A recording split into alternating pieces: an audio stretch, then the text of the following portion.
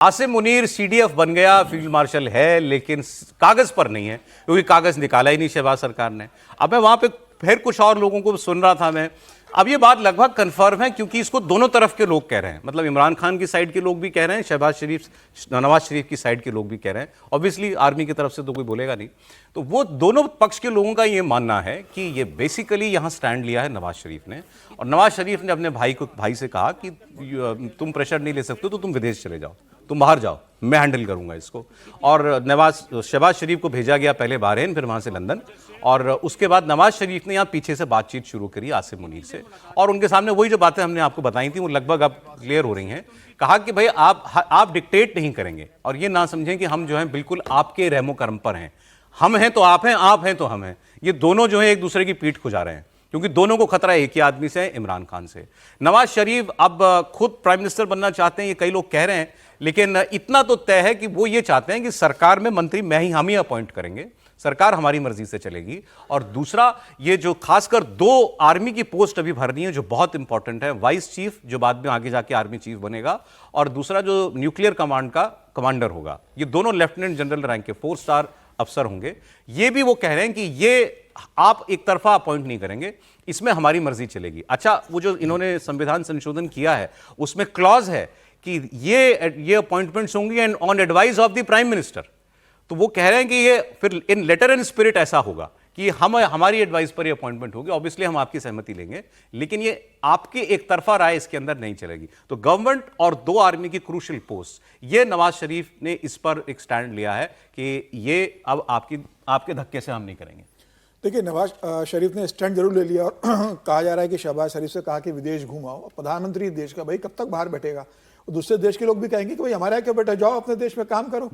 हर बार कटोरा लेके आते हो, इस बार क्या घूमने के लिए बुलाया है क्या आपको? तो लौटा तो उनको पाकिस्तान पड़ेगा ही। और शहबाज शरीफ अगर ये कहते हैं कि भाई हमारे बीच में ये अंडरस्टैंडिंग होगी, तो अब ये है कि भाई अब आसिम मुनीर को सोचना है कि वो शहबाज शरीफ को कितना इंपॉर्टेंस देते हैं, कितना महत्व देते हैं, उनकी बातों को कितना सीरियसली लेते हैं। क्या शहबाज शरीफ इस स्टेज में है कि वो देश के प्रधानमंत्री नहीं है, वो अभी चुनाव को लड़ नहीं सकते, अभी वो प्रधानमंत्री बन नहीं सकते? तो क्या उनमें इतनी ताकत है, या राजनीतिक रूप से उनके पास इतनी ताकत है कि वो शहबाज शरीफ के माध्यम से आसिम मुनीर को दबाव डाल सके कि भाई जो हमारी मांगे आप उसे पूरी कीजिए, उसके बाद हम जो आपका ऑर्डर निकालना है वो ऑर्डर निकालेंगे? बड़ा 80% काम तो मुनीर साहब का हो गया ना। 27 संविधान संशोधन हो गया है, जो बहुत बड़ी एक बाधा थी। आप जो कह रहे हैं वो सच है, तभी तो हैरानी है कि बहुत ज्यादा चिंता नहीं है। अमेंडमेंट कॉन्स्टिट्यूशन में करा लिया, लेकिन गवर्नमेंट ऑर्डर नहीं निकाल पा रहे। मुनीर को पता है कि भाई संविधान संशोधन हो गया है, अब इनके हाथ में बहुत ज्यादा नहीं है। 2-4 दिन, 8 दिन, 10 दिन, आप कितने दिन सर जो भी, लेकिन इसमें किसकी एम्बैरेसमेंट हो रही है? आसिम मुनीर की। फजीयत किसकी हो रही है? वहां के आर्मी कमांडर की हो रही है। सर उसके लिए तो ये रोज अपने देश के सामने बेइज्जती की बात है ना। नहीं, ये बहुत ज़्यादा हरासमेंट भी होना चाहिए, बेइज्जती की बात है आसिम मुनीर के लिए। और जिसको हम समझ रहे हैं कि वो पूरे अकेले ही सम्राट हैं पाकिस्तान के, या वो सरकार चला रहे हैं, देश चला रहे हैं, उनके लिए कि वो एक नोटिफिकेशन के लिए इंतजार करते रहे। कायदे से तो इस समय वो भी नहीं है, आर्मी चीफ भी नहीं है, कुछ नहीं है इस समय तो आर्मी चीफ भी वो नहीं है। तो वो नवाज शरीफ की ये टैक्टिसिज्म से है कि इस तरह से थोड़ा सा आप मान सकते हैं नवाज शरीफ कर सकता है सर। नवाज शरीफ कर सकते हैं, नवाज शरीफ ऐसा कर सकते हैं। बहुत सारी जगह होता है, जैसे बहुत सारी पार्टियों में अध्यक्ष कोई होता है, फैसला कोई और करता है, ऐसे नवाज शरीफ भी प्रधानमंत्री कोई और है, ऐसा होता है ना कई जगहों पर। तो ऐसा ही नवाज शरीफ कर रहे हैं कि प्रधानमंत्री कोई और है, फैसले वो कर रहे हैं, तो वो ताकत उनके पास है।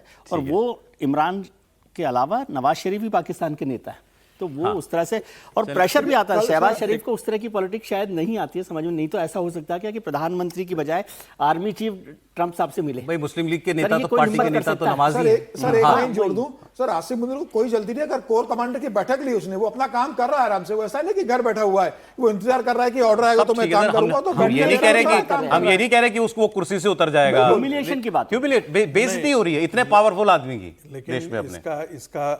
इसका कंसिक्वेंस देखिए कि आने वाले दिनों में ये नवाज शरीफ और शरीफ ब्रदर के लिए काल साबित हो सकते हैं। जिसको आपने इतना ह्यूमिलिएट किया है, वो सत्ता से उतारने में उसको सर उनका कैलकुलेशन या मजबूरी जो उनको इस ओर पुश कर रही है कि वर्दीधारी की तो उम्र लिमिटेड है ना, एक दिन जाएगा। इनका तो खानदान पड़ा है, इन्होंने तो सारी जिंदगी इसके बाद अगली पीढ़ी ने भी राजनीति करनी है, तो ये इतना क्यों, ये पूरी तरीके से दबाव में आकर के बिछ नहीं जाना चाहते, ऐसा वहां के लोग कह रहे हैं। But let's see. अब दो खबरें छोटी छोटी पाकिस्तान की, और फिर त्रिपाठी जी में आ रहा हूं आपके पास। पाकिस्तान पर बलोच लिबरेशन फ्रंट ने कल एक जबरदस्त हमला किया है। खैबर पख्तूनख्वा और बलूचिस्तान में लगातार पाकिस्तान के सैनिकों की मौत का सिलसिला जारी है। अभी इनके होम मिनिस्टर ने कहा था कि 4000 लोग मारे जा चुके हैं पिछले 4 साल में, जब से तालिबान आया है सत्ता में। अब बलूचिस्तान में फ्रंटियर कोर के मुख्यालय पर कल एक सुसाइड हमला हुआ, और इसने एक बार फिर पाकिस्तान की जो सिक्योरिटी प्रणाली है उस पर गंभीर सवाल खड़ा कर दिया है। इस हमले की जिम्मेदारी बलोच लिबरेशन फ्रंट ने लेते हुए एक महिला आत्मघाती हमलावर की तस्वीर जारी की है, जिसे आप देख रहे हैं। बीएलएफ के मुताबिक इसका नाम जो है जरीना रफीक उर्फ तारंग माहो है, और इसने एफसी के मुख्य द्वार पर जाकर के खुद को एक सुसाइड बॉम्बिंग में उड़ा लिया।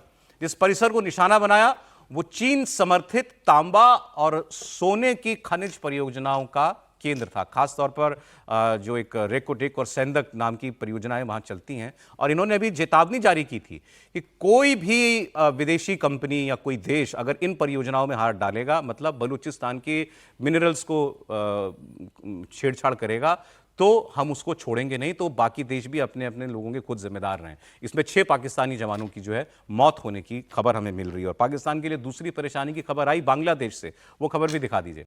बांग्लादेश में 3 नकाबपोश लोगों ने एक वीडियो जारी किया। तीनों के पास असॉल्ट राइफल दिखाई दे रही हैं, और इन्होंने धमकी दी है पाकिस्तान को। इन्होंने कहा कि जो तहरीके तालिबान पाकिस्तान के साथ लड़ाई लड़ रही है पाकिस्तान की सेना, तो वो इससे बाज आए।